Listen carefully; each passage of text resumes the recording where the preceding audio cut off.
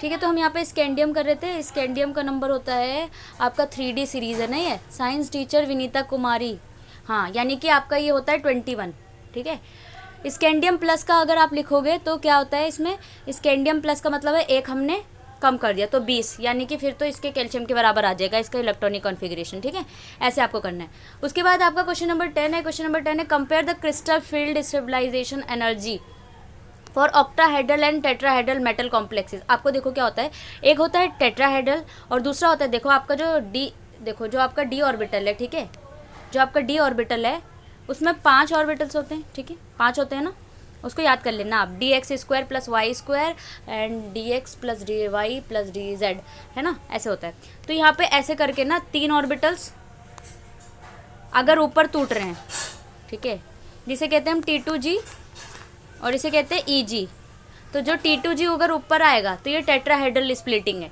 देखो मैंने ऐसे याद किया था कि T2 और टेट्राहेड्रल, यानी कि अगर ऊपर T2G वाला ऑर्बिटल जा रहा है जहाँ पे 3 है तो फिर टेट्राहेड्रल स्प्लिटिंग है वो। ठीक है, उसके बाद आपका आता है एक ऑक्टाहेड्रल स्प्लिटिंग। उसके बाद यहाँ पे फिलिंग करनी है। ठीक है, ऑक्टाहेड्रल स्प्लिटिंग में क्या होता है, जैसे आपका डी ऑर्बिटल है वो जाएगा EG ऊपर जिसमें 2 ऑर्बिटल्स होते हैं। ठीक है, और आपका जो 3 ऑर्बिटल्स आएंगे नीचे वो होता है T2G। ठीक है, इस तरीके से फिलिंग करनी है आपको। ठीक है, कि कितने ऑर्बिटल्स होंगे, कितने इलेक्ट्रॉन्स इसमें फिल कर सकते हैं इसके अकॉर्डिंग। ओके, तो बस ये ध्यान रखना है कि टेट्राहेड्रल स्प्लिटिंग में ऊपर जो होते हैं वो T2G होते हैं, नीचे जो होते हैं वो EG होते हैं। और आप इसके डिस्टेंस वगैरह देख लेना क्या है, 3/5 होता है और एक 2/5 होता है। ठीक है, देख लेना आप अच्छे से, ये आपको मिल जाएगा कोऑर्डिनेशन कंपाउंड में, उसी में ये क्वेश्चन है। ठीक है, what are different type of structure isomers. अब बताना है आपको स्ट्रक्चर आइसोमर्स मेटल कॉम्प्लेक्सेस में कैसे होता है, आइसोमर्स बताने हैं आपको, आइसोमेरिज्म पढ़ना है। अब बताना है व्हाट आर एम्बिडेंट लिगेंड्स क्या होते हैं, उसका एग्जाम्पल आपको लिखना है। और के कन्वेंशन आपकी स्टडी मटेरियल में, इसके अकॉर्डिंग आपको इसके एग्जाम्पल्स लिखने हैं और नेम लिखना है। ठीक है, now question number 13, which of the 2 orbitals 3D and 4s has higher energy in potassium and Y. आप बताने 3D एंड 4s जो है उसकी हायर एनर्जी है पोटेशियम में, क्यों है बता देना आप। ठीक है, 3D 4s। ठीक है, क्वेश्चन नंबर 14 है, describe and account for the trends in the ionic radii and stability of high oxidation state upon moving from the second to the third row of the transition series. Transition series में अगर हम second से third row में जाते हैं तो उसके trend बताने आपके आयनिक रेडिया में क्या फ़र्क पड़ेगा। ठीक है, how do the following properties very in the transition element. Transition element में, ठीक है, कैसे, एटॉमिक साइज, देखो ऊपर से अगर हम नीचे जा रहे हैं तो एटॉमिक साइज बढ़ता है, क्यों बढ़ता है, क्योंकि शेल्स एडेड होते हैं। ठीक है, तो आपको बताना है ट्रांजिशन एलिमेंट में कैसे होगा। आयनाइजेशन एंथैल्पी जो होती है inversely proportional to atomic size. तो अगर हम ऊपर से नीचे टॉप टू बॉटम जाते हैं तो आयनाइजेशन एनर्जी जो होती है वो डिक्रीज होती है। Stability of various oxidation state, ये तो बहुत सारे ट्रांजिशन एलिमेंट में आप देखो 3D में अलग है, 4D में अलग है। ठीक है, ये सारी चीज़ें। फिर ऑक्सीडेशन स्टेट पहले बढ़ता है, उसके बाद पहले घटता है, देन उसके बाद जो भी यहाँ पे ट्रेंड होंगे ना, आप अच्छे से इसको देख लेना। Which of the following compound is expected to be coloured. Coloured कब शो करेगा, जब अनपेयर्ड इलेक्ट्रॉन आएंगे। ठीक है, यानी कि अनपेयर्ड इलेक्ट्रॉन आएंगे आपके डी ऑर्बिटल्स में। आप पहले इसका इलेक्ट्रॉनिक कॉन्फ़िगरेशन लिखोगे, जो भी समझ लो 3D 4s, आपको समझ लो sp2 D3 आ गया, फिर आप डी में भरोगे। ठीक है, डी ऑर्बिटल में फिल करना। आपके डी में कैसे होते हैं, 5 होते हैं, यानी कि हम टोटल कितने फिल कर सकते हैं, 10 इलेक्ट्रॉन। अगर 3 है तो आप पहले ऐसे फिल करोगे, 1 2 3। अगर 5 है ना तो आप ऐसे फिल करोगे, यानी कि पहले सिंगल फिल करना। ये नहीं अगर समझ लो 5 है तो मैंने 1 2 3 4 और 5 ऐसे फिल कर दिया, ऐसा नहीं है। पहले सिंगली फिल करोगे, उसके बाद पेयरिंग करोगे। ठीक है, तो अगर समझ लो अनपेयर्ड इलेक्ट्रॉन रह जाते हैं तो फिर वो कलर कंपाउंड कलर शो करता है। ठीक है, तो सब में आपको ऐसे लिखना है। उसके बाद एफ ब्लॉक एलिमेंट्स क्या होते हैं। ठीक है, वेयर आर प्लेस, कहाँ पर पीरियोडिक टेबल में प्लेस किए जाते हैं। ठीक है, कोऑर्डिनेशन कंपाउंड वाला चैप्टर बहुत इंपॉर्टेंट है, काफ़ी क्वेश्चंस आते हैं, उसको ज़रूर पढ़ लेना। कंपेयर द केमिस्ट्री लिखा हुआ है of actinoids with the lanthanoids with the special difference electronic configuration के बिहाफ पे आपको एक्टिनॉइड, देखो एक्टिनॉइड और लेंथेनॉइड्स का डिफरेंस भी याद कर लेना। ठीक है, in the form of oxidation state, in the form of atomic and ionic radii. यहाँ पे जो इसका फॉर्मूला होता है ना, मतलब एक जनरल इलेक्ट्रॉनिक कॉन्फ़िगरेशन का फॉर्मूला होता है, उसे भी याद करना है आपको। ठीक है, उसके बाद बात कर लेते हैं अब हम question number 9, determine the coordination number and the oxidation state of transition metal ion in each of the following complexes. आपको कोऑर्डिनेशन नंबर बताना है। कोऑर्डिनेशन नंबर बताना होता है कि सेंट्रल मेटल एटम से कितने लिगेंड जुड़े हुए हैं, तो इसका समझ लो कोऑर्डिनेशन नंबर 6 हो गया, 6 जुड़े हुए हैं। इसका कितना हुआ, 3, 3 2 6 और मतलब इसका भी 6 है आई थिंक, तो आप निकाल के देख लेना, ठीक है। उसके बाद आप क्वेश्चन नंबर 20 पे चलते। For which of the following complexes are optical isomerism possible, give reason your, मतलब ऑप्टिकल एक्टिविटी कौन शो कर रहा है, ठीक है। सिस्मर बना रहे हैं आपके, ठीक है, आप देख लेना इन तीनों में से कौन सी ऑप्टिकल एक्टिविटी शो कर रही है, ठीक है।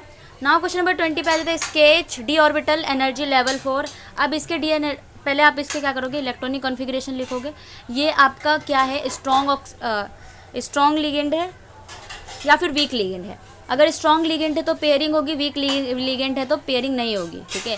समझ लो कि आपके डी में ना हमने 5 इलेक्ट्रॉन भरे हैं, ठीक है, और आपके 4s में ना 2 इलेक्ट्रॉन है।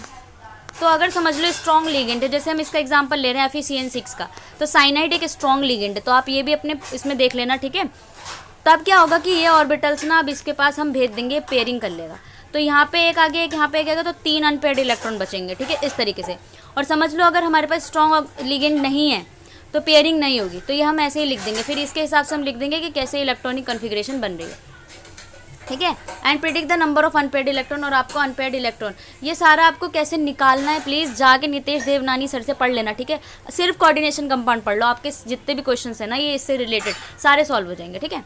उसके बाद आपको क्या करना है, मोलर मास कैलकुलेट करना है फॉर विच डेंसिटी, देखो डेंसिटी गिवन है और एट 273 केल्विन और इतने पास्कल प्रेशर है, ठीक है। तो आपको इसके अकॉर्डिंग मोलर मास निकालना है। डिफाइन कोफिशिएंट ऑफ विस्कोसिटी क्या होती है, कोफिशिएंट ऑफ विस्कोसिटी नीटा से डिनोट करते हैं और उसका SI यूनिट क्या है ये आपको बताना है, ठीक है, important. State the principle of corresponding states, ठीक है, प्रिंसिपल बताने हैं। इन अ पॉलीथीन, आपको क्वेश्चन नंबर 25 में क्या करना है, in a polythene tube water meniscus is convex, ठीक है। देखो पॉलीथीन ट्यूब में वाटर मिनिस्कस जो होता है कॉन्वेक्स बनता है, एक कॉन्केव बनता है, एक कॉन्वेक्स बनना है। कैसे हो रहा है ना, उसका आपको एक्सप्लेनेशन लिखनी है, ठीक है। ये इंपॉर्टेंट क्वेश्चन है, ठीक है, लिख देती हूँ मैं, इसका मतलब है इंपॉर्टेंट, ठीक है, समझ जाना। Hydrogen sulphide is a gas at room temperature and water is liquid, ठीक है। रूम टेम्परेचर पे जो है हाइड्रोजन सल्फाइड गैस है और वाटर लिक्विड है। Which compound has a stronger intermolecular attraction, किसका स्ट्रॉन्ग इंटरमोलिक्यूलर अट्रैक्शन होंगे, यानी मॉलिक्यूल्स के बीच में अट्रैक्शन होगा, ठीक है। Identify type of attractive force corresponding mainly responsible for crystal bonding in the following cases. यहाँ पे आपको बताना है कि अट्रैक्टिव कौन कौन से फोर्स है आपके डायमंड में, पोटेशियम ब्रोमाइड में, एल्यूमिनियम में, ठीक है। Now last question is what are vacancy defect and smectic liquid crystal. आपको वैकेंसी डिफेक्ट जो है ना आपको वो पढ़ने हैं, ठीक है। एक शॉर्ट की होता है, ठीक है, शॉर्ट की डिफेक्ट भी होते हैं, वो भी पढ़ना है, वो भी इंपॉर्टेंट है, आपके डिफरेंसेस में आ जाते हैं, ठीक है। तो ये थे आपके क्वेश्चन 28, ठीक है। सारे क्वेश्चन यहाँ पे मैंने करा दिए और इसको अच्छे से पढ़ के जाना है, एक भी स्किप नहीं करना है, ठीक है, एक भी स्किप मत करना। और जो मैंने बताया उसको एक बार 1 शॉट में पढ़ लेना ज़रूर, ताकि आपका कॉन्सेप्ट क्लियर हो जाए। अगर समझ लो ये क्वेश्चन डायरेक्ट नहीं आए, बाई चांस नहीं आए, वैसे तो आएंगे लेकिन नहीं आए, तो आपके जो कॉन्सेप्ट होगा ना उसके रिलेटेड आप निकाल सकते हो, कुछ भी हो, वंडर वाली इक्वेशन पढ़ के, या फिर कितने आपके टेट्राहेड्रल और जो ऑक्टाहेड्रल जो हमारे CFC है ना, यानी क्रिस्टल फील्ड स्प्लिटिंग थ्योरी जो है आपकी, वहाँ पर टेट्राहेड्रल ऑक्टाहेड्रल के जो स्प्लिटिंग होते हैं ना डी ऑर्बिटल्स के, वो ज़रूर आता है, ठीक है। तो आज के लिए इतना ही, मिलते हैं नेक्स्ट वीडियो में। आप ये सारे के सारे पढ़ लेना, ठीक है, अच्छे से प्रिपरेशन कर लो, ठीक है, और आपको आपके अच्छे मार्क्स भी आएंगे, ठीक है। तो बने रहिए मेरे साथ इस चैनल पे and please like share and subscribe तो कर ही दो अब यार, ठीक है। मिलते हैं नेक्स्ट में, bye bye and thank you.